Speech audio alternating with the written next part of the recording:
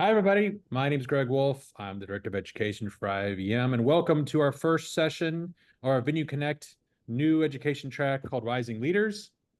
This came about, our Young Professionals Committee asked us to create education for attendees who've been newly promoted into management. And so this is kind of the beginning of a larger conversation of giving information for our attendees so they can be better managers. I'm really happy about kicking it off digitally with Meg Henshall.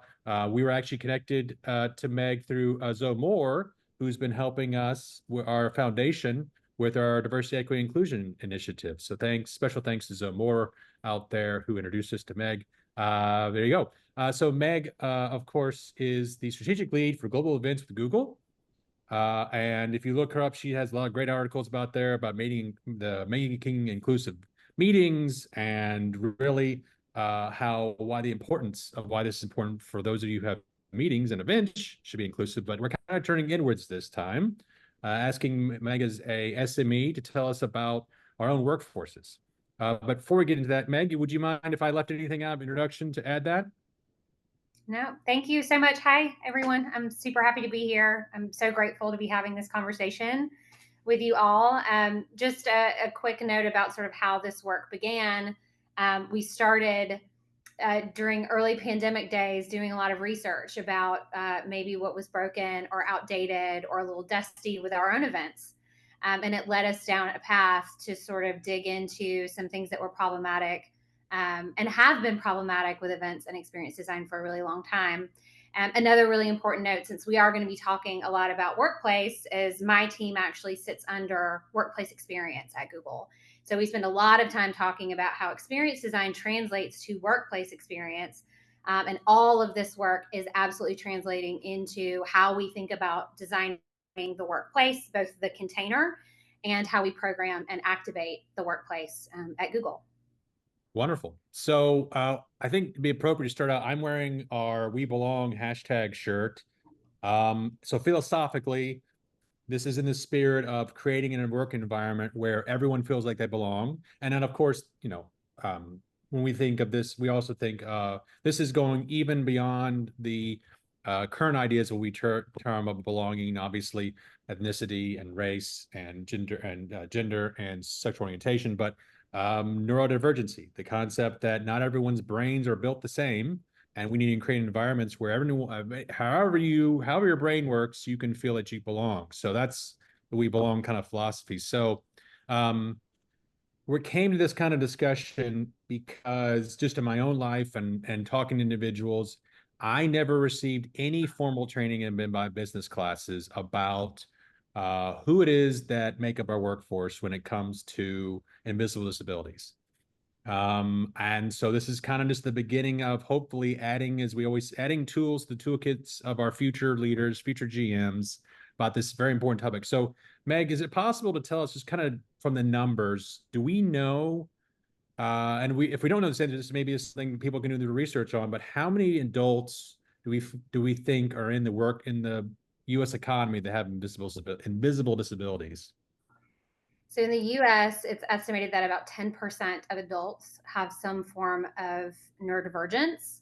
And just baseline for people who maybe aren't as familiar with neurodiversity or the neurodiversity paradigm, neurodiversity is all of us. It's every brain in the world. It's both neurotypical people and neurodivergent people.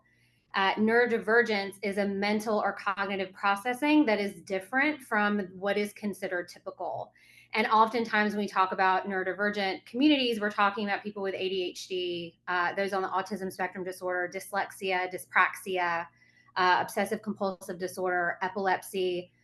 So there's developmental neurodivergence, which are some of the things I just listed. There's also acquired neurodivergence, so traumatic brain injury that has lasting or long-term effects. And then there's mental health neurodivergence. So we're talking about people with chronic mental health conditions like bipolar disorder, depression, anxiety, schizophrenia, that sort of thing. So all in all, about 10% of adults in the US estimated. I think that's a very conservative estimate. But globally, about 25% of the population is neurodivergent in some way. So that's more than 1 in 5 people. We're talking about, 1.5, 2 billion people in the Right. world. So there's not a room that you're in where there's not someone who has, a hidden disability of this type. And we say all the time, a lot of our work and our focus and our passion in these conversations is to make the invisible visible so that we can care for it. Great. Well, that's very good information to know. I mean, it's frankly, that's I don't know, shocking is the right word, but I mean, no one, I until I was an adult, I had never even heard that was a possibility. So I think that's just framing that kind of concept, I think is important. Now we're just going to focus on three specific disabilities, but obviously, as you said, the list is very long. But in particular, adult ADHD, individuals on the spectrum, on the autism spectrum, and then those with dyslexia, learning disabilities. Also, this session is also just so individuals who might have a disability kind of can feel seen, that they very well might have. Just in a recent conversation, one of our members told me that their child had been recently diagnosed with ADHD, and they themselves started on the journey of kind of evaluating if perhaps they had adult ADHD. So again, this is also trying, so those out there can kind of, again, that they might feel like they're going through life with no one really understanding their predicament, and they might have only recently discovered that they have an invisible disability. So could you just kind of lay out for us, Megan, and maybe if you get in layperson's terms, I think that'd be helpful too. But could we just kind of go with those three and say, all right, this is how an individual, how they process the world, how they work in teams, how they compensate for parts of the way they think in terms of, I know this is anecdotally, I know that people with ADHD, their executive function part of their brain does not operate the same way. Or for someone who's dyslexia, when they read something, their brains process it differently. So they have to, as example, when they're taking an exam, they need to hear it audibly and read it, and they can kind of put it together. And individuals in the spectrum, they receive their five senses are different, how they get input. So could we just start with that, saying just, and again, whatever order you prefer, uh, how those individuals see the world, as it were. Yeah. So I'll start with autism spectrum disorder, and Mhm. I'll start with the disclaimer that if you've met one neurodivergent person, you've met one neurodivergent person. There is a wide, broad, variable experience across all conditions. Even people with the same condition are going to have wildly different lived experience. They're probably going to have very different needs, very different struggles, and very different strengths. After hosting many focus groups with hundreds and hundreds of neurodivergent people around the globe, what we learned is it's best to ask and not assume. But I think we can talk about commonalities and themes and generally what some of the most common challenges are. So yeah, you mentioned someone who had a child who was diagnosed and then ended up on their own diagnosis journey. That's very much my story. My son Otis is autistic. And after his diagnosis, I really started to educate myself in order to accommodate him and understand his challenges more deeply. And then I started to see so much of myself in my child. I thought it was very normal to come home from an event and not be able to speak for 2 days. I would literally slur my words and not be able to get out of bed because it was so energy exhausting for me to be in those environments. I thought that was normal because that was my experience. That is, in fact, not normal. Um, so there are a lot of things about being autistic that, from a sensory processing perspective, makes everyday things really challenging. There's a statistic that autistic people, that the average autistic brain is taking in 42% more information than a neurotypical brain, and that could be the frequency from an overhead light fixture, or it could be a sound that may not be resonant to you, but I can hear. Smells. A lot of people have sensitivities to smell, crowds, lights. So just imagine trying to sit in a learning environment and retain information when you're taking in 42% more of it around you, right? So a lot of times the autistic experience comes with meltdowns and shutdowns as a result of sensory overwhelm. That's why resilient spaces are so important. Quiet rooms, sensory supports. Autistic people often do have challenges with communication and social environments. So supporting them in networking environments and team offsites, that's a huge one I hear all the time. Like, I would rather eat glass and go to like a team summit, right? But making those a little more inclusive of those individuals, or offering a virtual option for those. Yeah, so the autism experience is very broad, and there are a lot of different ways that people show up and that can manifest, but those are some really common things that we hear.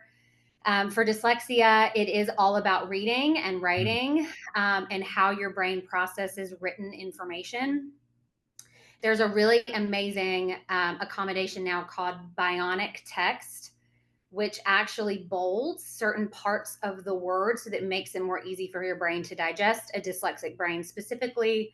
But there are some really simple things that we can do for dyslexic individuals, like not putting text on stark white backgrounds. It makes it very hard to read, and creates processing challenges. So a beige or a pale yellow background has proven statistically to be really helpful for dyslexic individuals. But it's all about text heavy things, the right adequate amount of spacing between lines, anything you can do to make written material easier to digest and easier to process. And then ADHD, you mentioned executive functioning, which is one of the most common challenges we hear around ADHD, but it's your brain literally never turns off. It is constantly chasing dopamine and serotonin, and you are all over the place. And it comes with incredible strengths, right? So people who are multi-talented and can literally be good at anything they pick up. It also comes with executive functioning challenges. So if something feels hard, you cannot will yourself to do it. I've had a lot of people say that they've been, accused of being lazy, who are ADHD. Lazy is a fallacy. People are not lazy. There just sometimes is a cognitive processing challenge. It is a blocker, right? When something is very challenging or something is very mundane, an ADHD brain, you just cannot make yourself do it. It's very, very hard. And that sometimes leads to mental health challenges, which we talk a lot about, the intersectionality of neurodivergence and mental health. When people are forced into environments that aren't accommodating to them, or very unfriendly to them, or where words like being professional or lazy are thrown around, it can lead to mental health challenges and mental illness, because they don't feel a sense of belonging. They don't feel seen, considered, and reflected in those environments. But we shouldn't change the people. We should change the environments. So a couple of tools come to mind that might, with the advent of online meetings and what might be helpful, would using AI to give summaries for meetings, would recording meetings be helpful? Would um, just providing, when given tasks, just example of 80. So if I'm a general manager or whatever, I'm a manager and I want to give I've heard urgency and deadlines are helpful for people with ADHD. So give them a very specific deadline. This needs to be, and it needs to be, and there's an urgent need for this, not to stress them out, but so they understand, no, this is urgent and this needs to be, this deliverable needs, would that be helpful? It could be for some people. I think the most impactful, beneficial, meaningful accommodation that can be offered in the workplace is flexibility. And it starts with having a conversation about what works for you. Mm-hmm. Is a high pressure deadline what you need in order to deliver and like get that dopamine hit, or do you need different ways of working? Do you need different ways of receiving information? I know, like, working for a tech company, we have some very specific processes and systems that we have to use. There's no way around them. That has been very hard for me. Having very binary black and white ways of being and working, that's sort of the inhibitor to inclusion, right? We need different ways. We need a range of offerings for people to work, for people to interact, for people to socialize, um, and to deliver, right, against whatever their objectives are. And you mentioned dopamine. Now, dopamine is the chemical in our brains that do people on those three disabilities. I think I've heard ADHD. You do not is that you don't produce enough dopamine. Is that correct? Or you don't have, or you aren't, isn't regulated properly? Right, correct. With ADHD. Yeah, Okay. right. And then So, do we? Yeah, go ahead. no, go ahead. What was your question? So dopamine, like as an example, what is it? You mentioned that dopamine hit. What is happening there when you just mentioned that when you have what does a dopamine hit mean? Yeah, well, I'm not a neuroscientist, Of but I course. can give some tangible examples of like what that looks like, right? So I have, people who are involved in the new project, which is our sort of neuro inclusion effort that we launched a couple years ago at Google, and they say like they love to travel with no plans because they get to problem solve in real time, and it's like very stressful, and then it gives them like a hit of dopamine. I've heard Hmm. also like. Of people sort of like waiting to the last minute to do things. I know you mentioned like a tight deadline because that sense of achievement of getting it done right under the wire is a dopamine hit. This isn't everyone's Of course. ADHD experience, but it is a common one, and I think it manifests in a lot of different interesting ways. But we just have to be flexible Right. and welcome and accommodate those things. In those focus groups that you mentioned, do people, on example, on the spectrum, do they mention the kind of jobs that they prefer? Because of you mentioned they have 42% more sensory data coming. Are there specific things that they've again, this is a generalization, but are there any particular jobs that you've heard that from them that Mhm. they prefer to do? Oh man, we have so many neurodivergent, specifically ADHD people in our industry. So events, venue management, hospitality, because we are people. Hmm. Um, they like socializing. They like big moments, right? They like being communal. So I think any industry that is people oriented and that is sort of fast paced and fast moving and ever evolving is great. Um, I know a lot of people in tech also that are neurodivergent. Um, I think neurodivergence comes with a lot of strengths. So a lot of these are stereotypes that can definitely be taken in the wrong way. But speaking for myself, my autistic brain makes me very detail oriented, which is why I've always been really good at producing events and doing logistics, right? That some other things are very challenging for me, but that I can do in my sleep. ADHD people can be good at anything they pick up because they will go down the rabbit hole to understand it, and they can do it quickly. I know one guy in our community who has written 6 books and started 12 businesses, and he's in his 40s. So Right. he calls, he considers his ADHD a superpower. So I think it's really interesting to talk about the challenges around neurodivergent communities, but it's also, I think, a very good conversation to have around the strengths, because we're talking about the workplace here, and 80% of neurodivergent people are either underemployed or unemployed altogether, full time. That is a huge untapped market of talent. And the reason they're underemployed or in the gig economy is because organizations and companies aren't accommodating. And that's a Right. miss. That's a real hit to the value that they could bring to our organizations. So these are some good. This is good segues. Aaron Walters, forgive me, Aaron, who's the vice chair of our Young Professionals Committee. She's listening in and provided 3 great questions. So the first one was, what do you feel some of the major? Okay, what do you feel? But I learned phonics in the '80s, folks. It didn't. They did new phonics, and then they tried it again. Didn't work on me. So here we go. What do you feel some of the major barriers are for those with invisible disabilities face in today's workforce? I love this question. We talk a lot about how we've gone so far in the direction of productivity and efficiency that in so many ways we've actually designed ourselves out of the workplace, and it's created these like systems and processes and procedures and policies that aren't very human and aren't very flexible.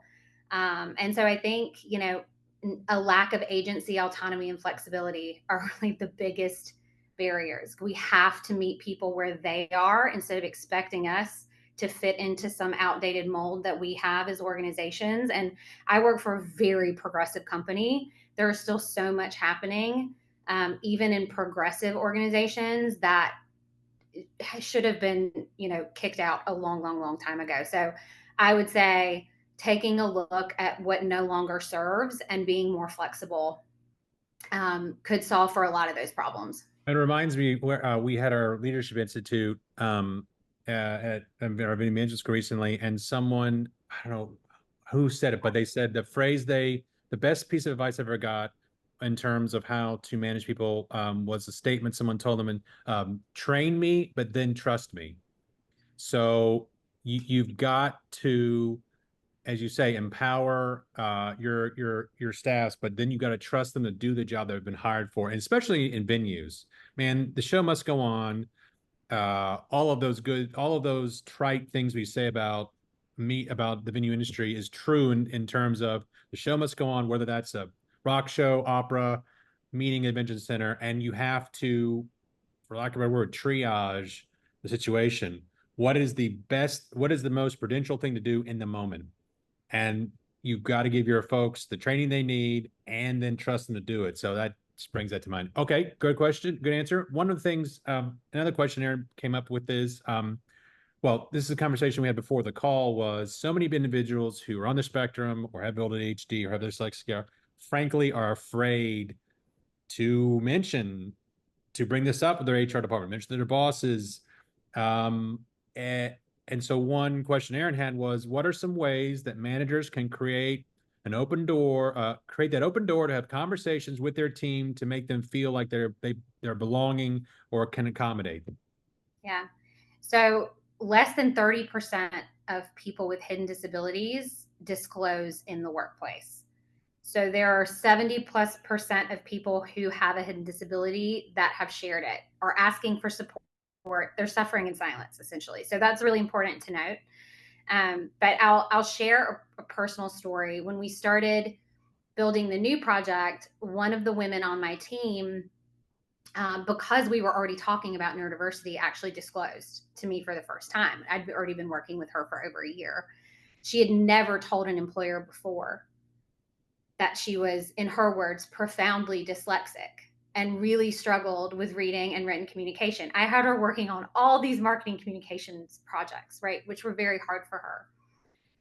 And so we had a really honest conversation, and it occurred to me the only reason she disclosed is because we were already talking about this and the door had already been opened. And so now I make it a practice to say, I acknowledge that there are parts of your personhood that I can't see and that we don't talk about at work, but I would like you to know if there's something I can do to support you as your manager, or if there's some way I can accommodate you in the way that we work together or I communicate with you, the door is always open. No questions asked, just let me know. And I also encourage anonymous feedback from my team and the communities we work with. And it's wild how that simple statement, how far it can go to creating psychological safety, because the 70% who aren't disclosing, that's why they're not. They don't feel safe to do so. They're worried they're going to be stigmatized or that they could even be discriminated against. So making it very clear that not on my watch, that's not going to happen here. Right. It's sort of magic how then people just feel really safe to be open and honest about their experience. And it might be too, as a manager too, to make sure your HR department is up on the latest research and the rules and the policies, and then maybe ask them. I know no one wants to do one more presentation, but, and this goes to Aaron's third question is, are there courses, online resources that managers and hiring teams can go to for tips and resources of how offer needed accommodations? Yeah, I would venture to guess that most organizations' HR departments or people operations departments have resources for how to have conversations like this or open the doors.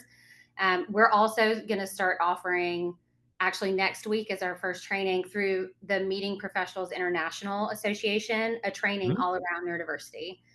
So if anyone is interested in coming to that and having a conversation exactly around this, like how you can be a welfare champion inside your organization, we would love to have you, because I think it's a really important conversation to have. Well, that's a great plug because Jesse over at MPI is doing 4 of the sessions at Venue Connect about. Amazing. There you go. So Jesse is someone, obviously we love our friends at MPI. So if they have any training on there, so Aaron, definitely talk to Jesse about that. So that's great. That's wonderful. All right, there you go. And then let's see here. Here's a good question. Another question I should say. Do you feel there are some standards that every venue can have or implement that should become an expectation for anyone that walks into a venue to be more inclusive? Um, I hesitate to say standard. I also hesitate to say playbook, even though we have a guidebook resource on the new project, because I don't think there's any one right way to do these things. I think there are principles Mm-hmm. that everyone should apply. And one of those is where you have um, a high, you also need to create a space for restoration and regulation. So if you're a venue that has concerts and crowds and loud things, you should also have a resilience room or a sensory space where someone can go and regulate and take a break so that they don't have to remove themselves entirely. They can come back and enjoy. I also think, sensory support tools are really helpful regardless of the type of experience or venue. Those are things like fidgets, noise canceling headphones, um, light filtering glasses, that sort of thing. Having those things on hand, even if they're for purchase, like just having them says, we acknowledge you exist. We acknowledge that these challenges are real and we want to support you. I also think just asking. Yeah. A principle is just to ask if people need support, so that even if you don't have that support in place or it's not within your budget or power to offer it, you can at least help them understand their options and mitigate their own risks. A lot of what I hear from neurodivergent communities is they won't go to shows, to sporting events, to live communal experiences. About 85% of them have not gone because of fear of becoming overwhelmed or Right. put into a state of distress. And I think we could solve so much of that by just applying the principle of sharing more information than maybe we think we need to, and helping people predict what they're walking into and sort of mitigate their own risks. So those would be a couple of things that we found to be very, very impactful and meaningful. Well, and then, having those kind of rooms for your staff. I mean, my experience with individuals with ADHD takes so much just energy, like mental energy, that even having, this sounds kind of, even having a high protein breakfast is so important because your brain has to. So if you have staff, this is just in general, I would say, if you have temporary staff working outside, keeping people hydrated and, protein in the morning or whatever, if you have a safety security staff or guest service staff who are outside with the public, just making sure that, you know, that kind of thing, even too, is just fundamental. It seems that, it takes you literally energy to process all the, personal autism. I'm sure it's all this data coming at you, people with ADHD. You don't have your short-term memory is affected, so you have to even strain more. And then just as you said, so their brains function differently. And so that, as you said, can take a toll um, on individuals, especially a full 8-hour standard work day. And we know people in venues work more hours than that. Um, Yeah. and we know One in two go ahead. people, one in two people in the United, 1 in 2 adults in the United States right now are burnt out. Yeah. That is wild to me. And Yeah. we're not just talking about neurodivergent people; we're talking about people at Yep. large. Um, I think that's one of the coolest things about this work is it's sort of like designing for the extremes to benefit the mean. And Mm-hmm. it is true, like we all experience these things. Like there isn't anyone who hasn't been at the airport at one point in their life and wanted to just like have a full temper tantrum, right? every time I go and take this message somewhere new, I always ask people in the audience, like, raise your hand if you've ever been in an event and hid in the bathroom because like you needed a break. Almost every hand goes up, right? Or raise your hand if you've ever been in an event and someone is using language that you don't understand. You have to like Google it. Almost every hand goes up. So like these are universal experiences. For neurodivergent people, it's more intense and frequent, right? It can be disabling for them, but we've all been there, right? So Right. if we do these things, it's benefiting everyone. Our teams will be healthier. We'll have more joy in our work, and ultimately, the organization benefits. And it promotes belonging. Back to your amazing Yeah, T-shirt. back to the yeah. Well, and then just I mean, I think we mentioned lists and calendars and the technology. Just having this sounds odd, but well, no, this is a stereotype, but I just can't avoid it. Many managers are notorious for not eating lunch or not eating meals because they're so darn busy. They're walking around their venue, they're talking, blah blah. So just maybe I know it sounds odd, putting it on your calendar. Remember to eat. Like that goes for everybody, but protein, man, just I don't know.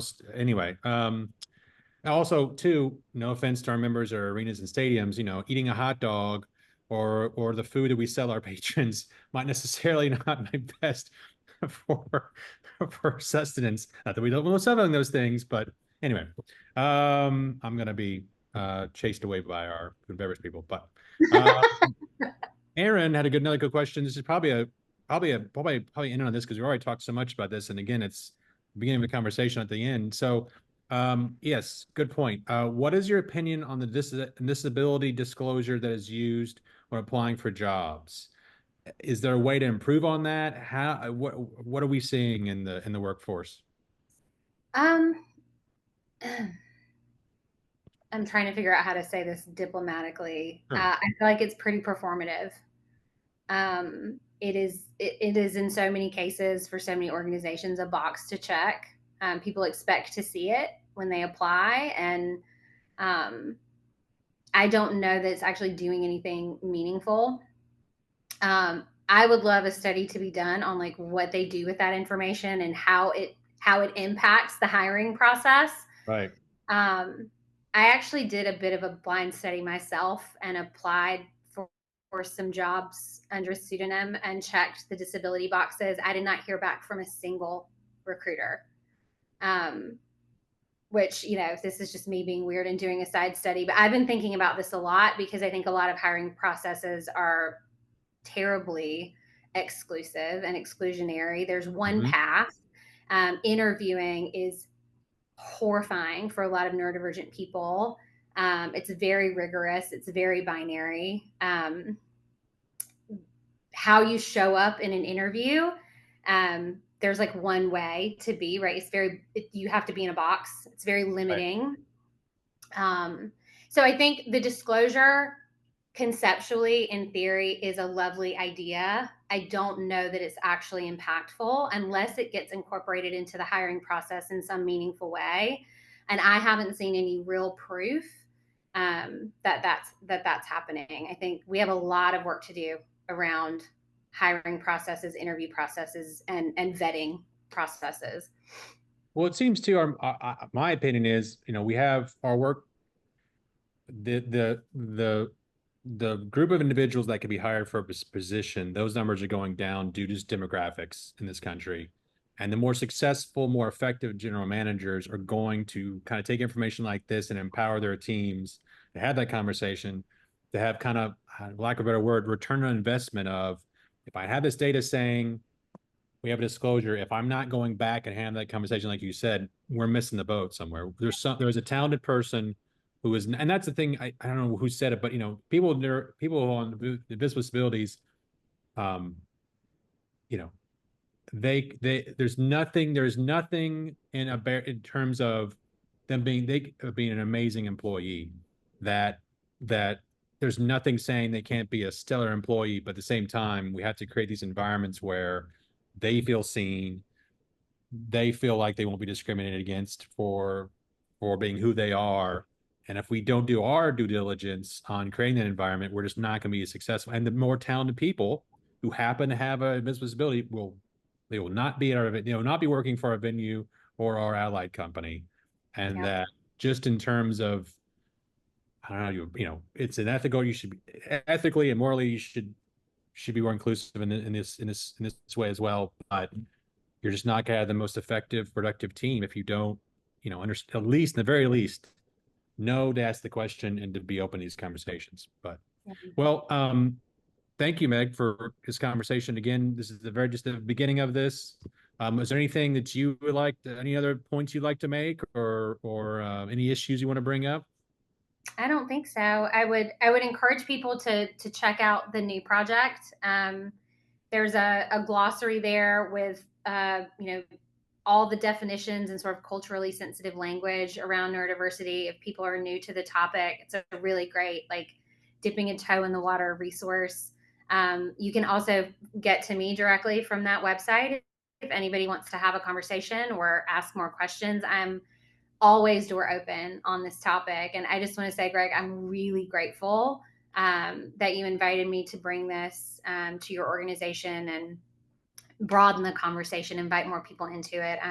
It's just such a joy to talk about this, and it's obviously a passion. And thank you very much. No, it's my pleasure. I think this is the right thing to do. Oh, just repeat. Could you repeat that URL or what they should search for?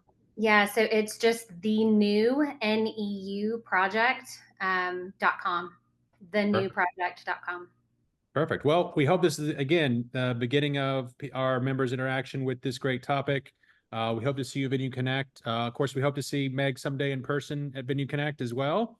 And we'd love to hear feedback too on that project you're doing, how it's gone, follow up, resources. Obviously, that's a wonderful initiative with MPI. Just to remind everybody, if you go to the sessions, one of the individuals who works for MPI, Jesse, will be there. So thank you, Meg. Great conversation, and we hope to see everybody at Venue Connect this year. Thanks, everybody. Thank you. Bye.